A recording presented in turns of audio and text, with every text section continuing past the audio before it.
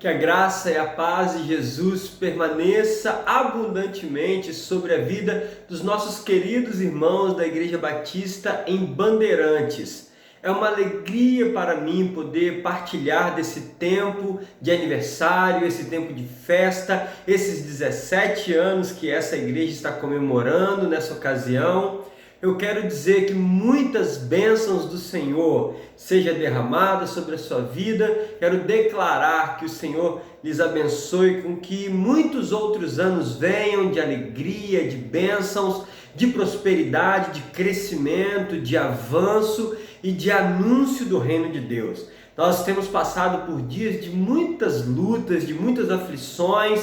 O mundo está em crise, mas o céu não está em crise. E porque ele não está em crise, nós podemos descansar e confiar que o nosso Deus está no controle de tudo. Mesmo nesses dias, você irmão, você irmã, assistindo, participando, celebrando a partir da sua casa, mas eu sei que o coração está conectado à família da fé, ao reino de Deus, à vontade de Jesus, e essa vontade maravilhosa, ainda nesses dias de pandemia, permanece seguindo a nossa vida, permanece direcionando a nossa vida, permanece nos encaminhando em todas as questões, porque o Senhor continua cuidando do seu povo. O amor e o cuidado de Deus se revelam nos dias bons e nos dias maus. Portanto, quero parabenizar essa igreja nessa oportunidade, parabenizar o pastor Clériston, que está com essa igreja desde o seu início.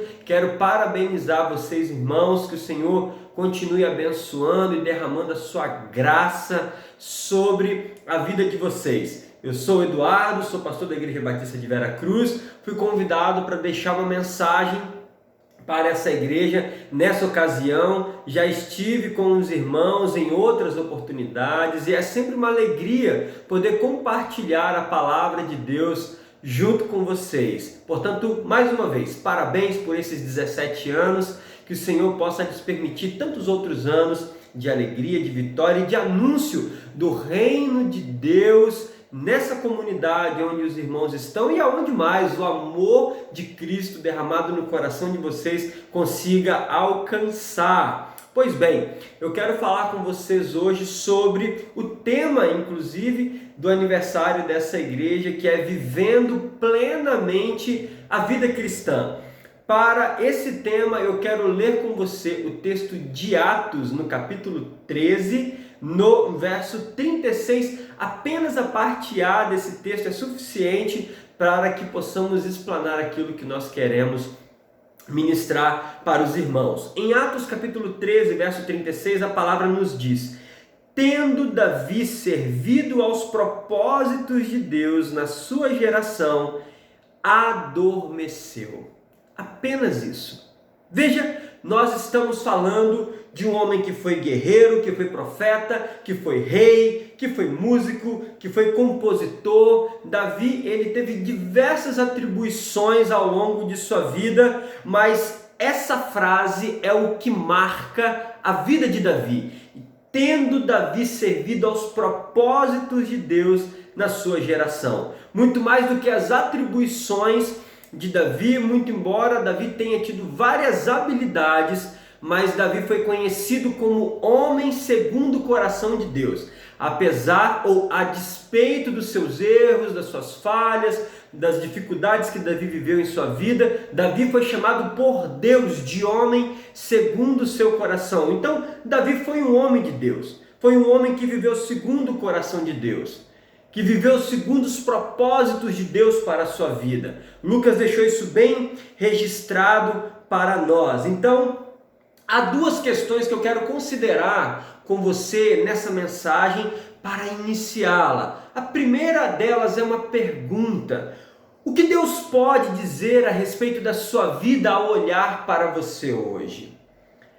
Se o Senhor for fazer um raio-x da sua vida, uma vista panorâmica da sua vida, o Senhor também poderá dizer que você é um homem segundo o coração de Deus, que você é uma mulher segundo o coração de Deus? Essa é a primeira pergunta importante para essa mensagem.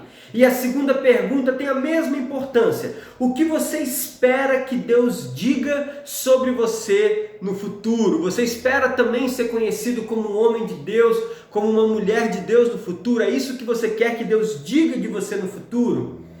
Veja, não é novo que a maioria de nós lida por três questões que foram levantadas pela filosofia, que são três questões básicas da nossa vida de acordo com a filosofia, que a primeira é a questão da identidade, ou seja, quem sou eu?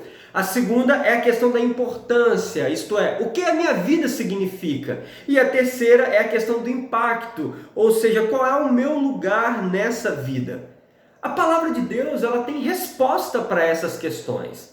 Se viver uma vida plena significa responder a essas questões, a palavra de Deus tem resposta para elas. Porém, eu quero trazer 5 grandes questões para a vida, porque eu acredito que a palavra de Deus ela nos faz outras perguntas que a filosofia não faz, que a sociedade não faz, mas que a palavra de Deus ela faz e que é importante responder elas para que você tenha uma vida abundante, para que você tenha uma vida plena, para que você viva na plenitude a vida cristã. Os valores do reino de Deus são diferentes dos valores desse mundo. Os valores eternos são diferentes dos valores filosóficos, dos valores temporais, justamente porque eles são eternos. Os valores filosóficos, eles te ajudam a viver apenas essa vida. Os valores do reino de Deus te dão subsídio para viver uma vida plena nessa vida, mas também para viver eternamente. Então eu quero falar com você não de 3, mas de 5 grandes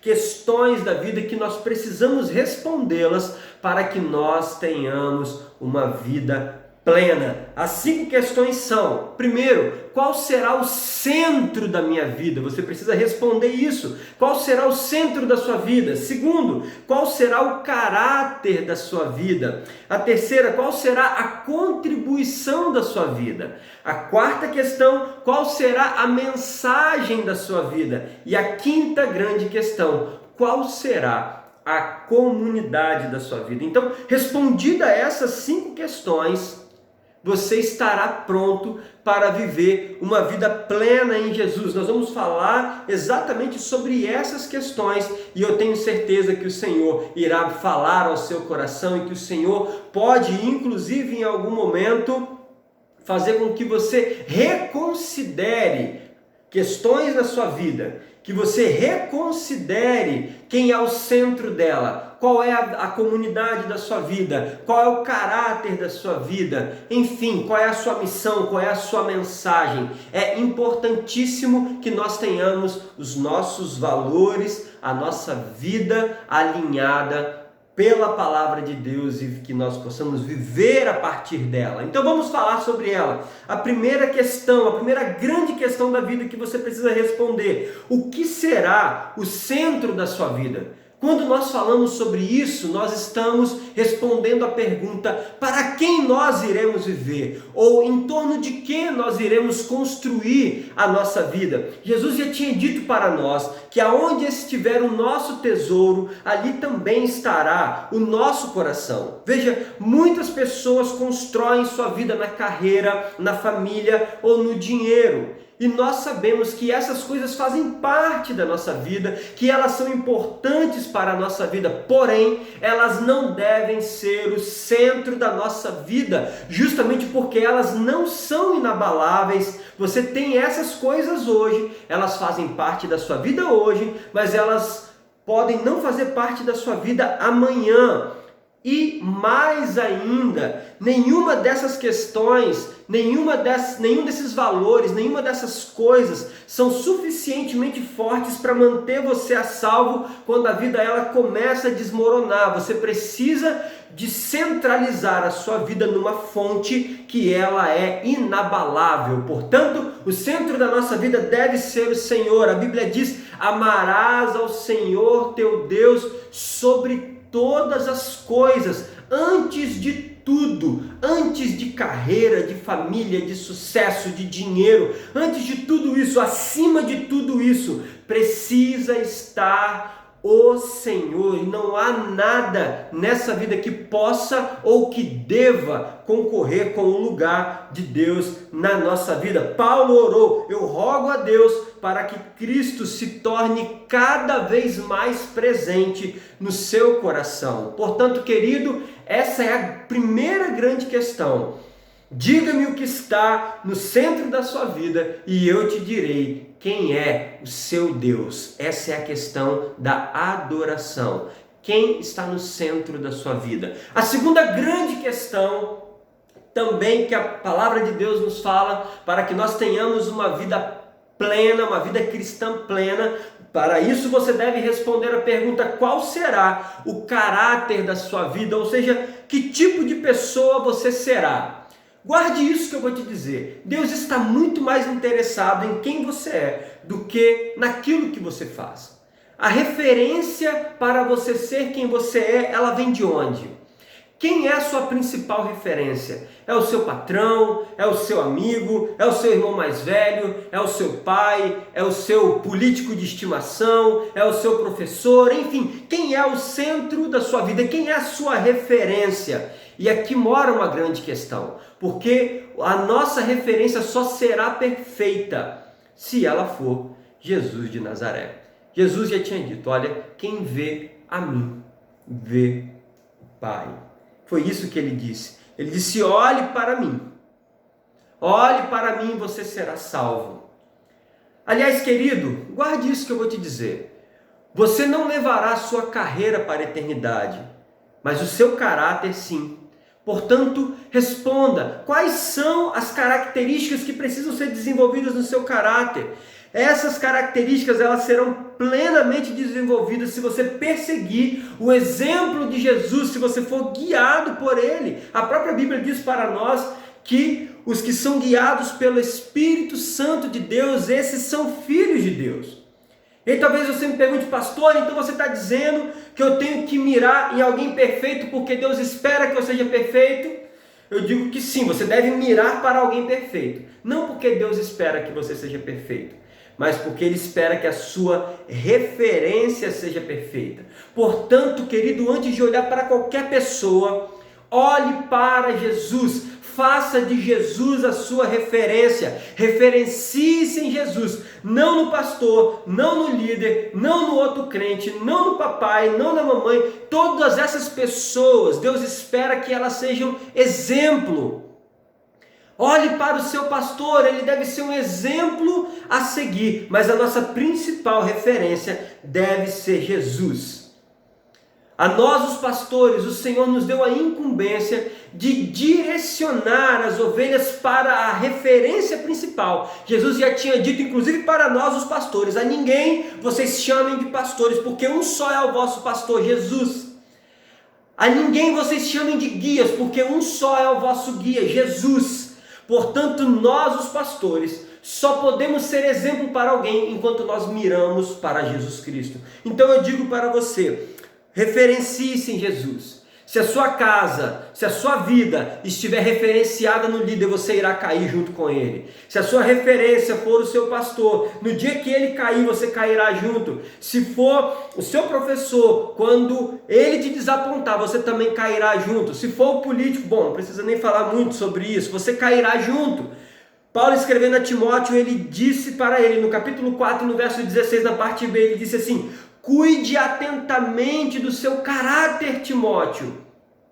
Cuide daquilo que você ensina. Não se deixe distrair. Tão somente persista. Essa é a questão do discipulado, de quem você é, discípulo. Deus te fez para ser como Jesus. Ele não é só um exemplo para ser seguido, ele é um guia. Então, querido, qual será o caráter da sua vida? Siga Jesus de perto, siga sempre os passos de Jesus, e eu tenho certeza que você viverá uma vida cristã plena. A terceira grande questão é: qual é a contribuição da minha vida? Ou seja, todos nós temos a necessidade de ser úteis. E aliás, Deus colocou isso no coração humano, esse desejo de ser útil para as pessoas. Então a pergunta para você é: como a sua vida pode fazer diferença no mundo? Como você pode servir os seus irmãos em Cristo?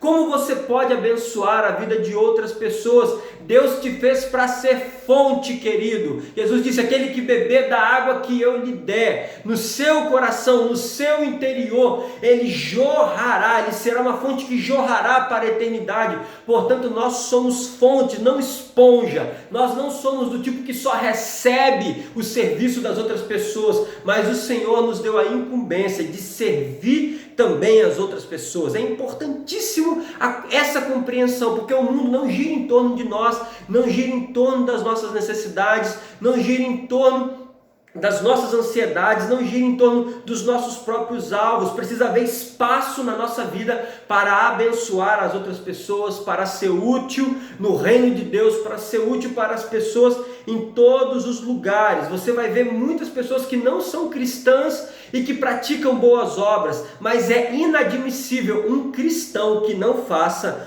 o bem para todas as pessoas. Jesus disse: eu chamei vocês e eu designei vocês para que vocês vão e para que vocês deem muito fruto e que o fruto de vocês permaneçam. Quais são os frutos que você tem dado? Frutos de boas obras, fruto de que Cristo já nasceu no seu coração, frutos de serviço.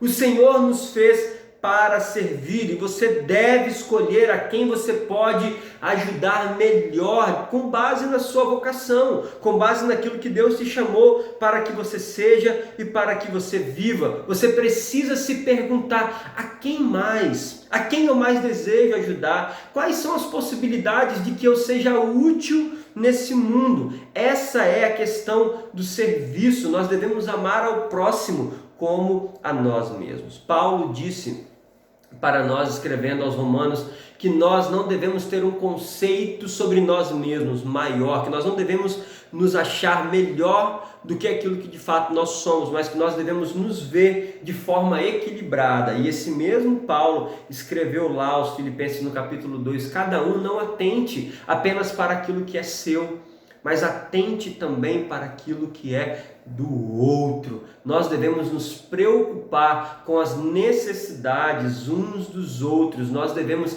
servir uns aos outros, amar aos outros da mesma maneira como nós desejamos ser amados, servir as pessoas da mesma maneira como nós desejamos ser servidos. Nós devemos amar ao próximo como a nós mesmos. Então, o mesmo bem que você quer a você, o Senhor te deu a incumbência de servir as pessoas, fazendo também esse mesmo bem às outras pessoas. Portanto, qual será a contribuição da sua vida? Responda isso. Ser útil é importantíssimo para uma vida plena. A quarta questão que eu quero falar com você, a quarta grande questão para uma vida cristã plena é: qual será a mensagem da minha vida? Qual será a mensagem da sua vida? Josué, ele deu uma mensagem para o mundo. Ele disse assim: eu e a minha casa serviremos ao Senhor. Essa foi a mensagem de Josué para a sua família e para toda a sociedade. Ele disse: olha, vocês sirvam a quem vocês queiram servir, mas eu e a minha casa serviremos ao Senhor. Essa é a pergunta: qual é a sua mensagem? Depois de tudo aquilo que você já viveu ao lado de Deus, eu quero te fazer novamente essa pergunta: qual é a sua mensagem? Jesus, ele deu uma ordem para nós: vão por todo mundo, pregue para todas as pessoas. Então guarde isso que eu vou lhe dizer. O seu testemunho, os seus valores, a sua maneira de lidar com o dinheiro, a sua maneira de lidar com o sucesso, a sua maneira de lidar com o fracasso, a sua maneira de lidar com a alegria, a sua maneira de lidar com a tristeza, a sua maneira de lidar com a tragédia, fala muito sobre o que você crê. É uma fonte de mensagem para as pessoas que estão lendo você. Nós somos a Bíblia que o mundo lê. E quando nós encarnamos as Escrituras no nosso corpo, não é só quando ela traz luz à nossa mente, mas quando ela traz fogo ao nosso coração. Então fica claro que nós vivemos de acordo com o reino de Deus, que a nossa vida ela é inabalável, porque nós estamos sustentados numa rocha que é inabalável, e essa deve ser a nossa mensagem de vida. Aliás, esses tempos de Covid, esses tempos de isolamento, está servindo para revelar muitos cristãos que viviam com anorexia espiritual, que não se alimentavam, que não nutriam a alma com a palavra de Deus, que não nutriam o coração com a oração, que não se enchiam do Espírito Santo, e por isso agora estão desesperadas. De novo eu quero dizer, voltando ao nosso ponto anterior, nós somos fonte, não esponjas. Portanto, a mensagem que nós precisamos transmitir ao mundo, ela se revela especialmente nos dias de aflição, nos dias de adversidade. A sua vida é uma fonte de mensagem. A pergunta é: qual é a mensagem?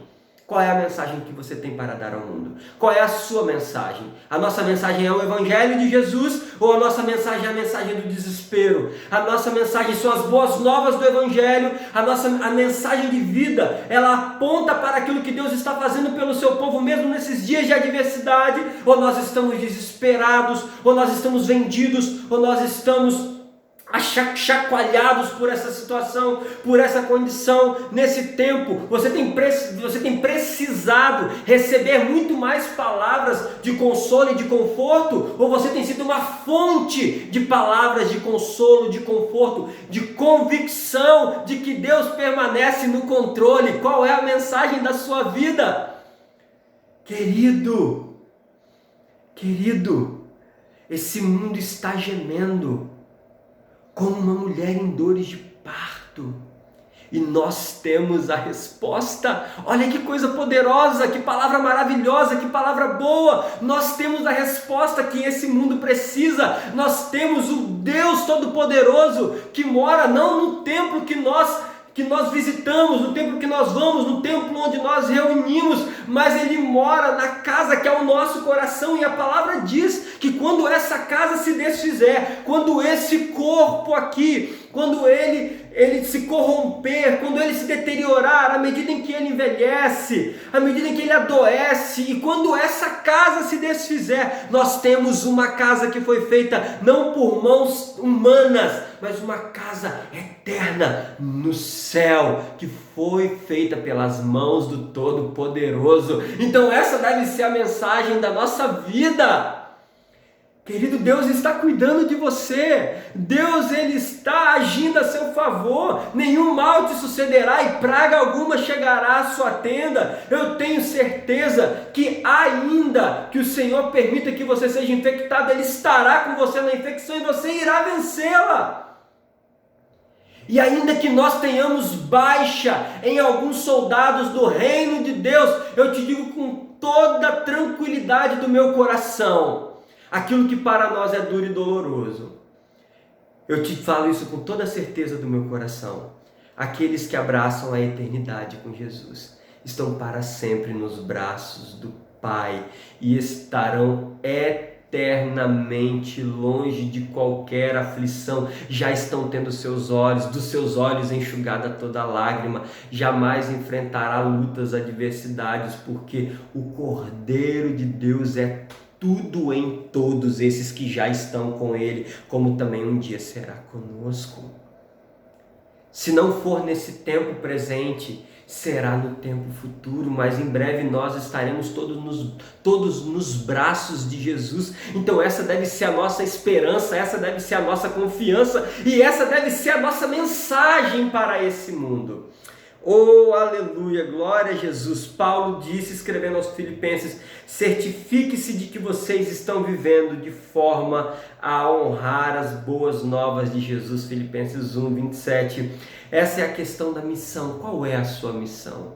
Eu tenho certeza que Deus está cuidando de você. Transmita essa mensagem ao mundo. Deus está cuidando de nós. E a quinta e última grande questão que você precisa responder é: qual será a comunidade da minha vida? Você nasceu numa família biológica pela ocasião do seu nascimento, mas você também nasceu numa família espiritual pela ocasião do seu novo nascimento. Cristo amou tanto a igreja que ele deu a sua vida por ela. Deus te fez para viver em comunidade, longe do isolamento, meu querido, longe da solidão. Te deu uma família espiritual para cuidar de você, para proteger você e para que você também ajude a cuidar e a proteger essa família. Deus te fez para a comunhão dos santos. As pessoas nesses dias, elas têm teimado em dizer que você pode ser um cristão sem ter uma igreja, sem participar de um grupo, sem participar de uma família, mas a Bíblia diz exatamente o contrário para nós.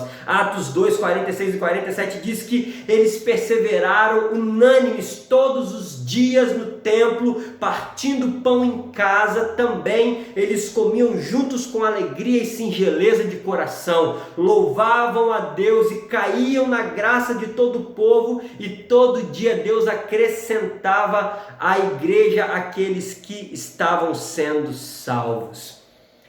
Eu quero concluir essa palavra de novo, dizendo que Deus te fez para viver numa família espiritual. Qual será a comunidade da sua vida? Qual será a mensagem da sua vida? Qual será a contribuição da sua vida? Qual será o caráter da sua vida? E o que ou quem estará no centro da sua vida? Eu tenho certeza que Deus, ele tem uma grande obra na sua vida. Querido, não importa quais sejam as adversidades que você esteja vivendo nesse momento, confie o seu futuro desconhecido ao Deus desconhecido. Deus está cuidando de você.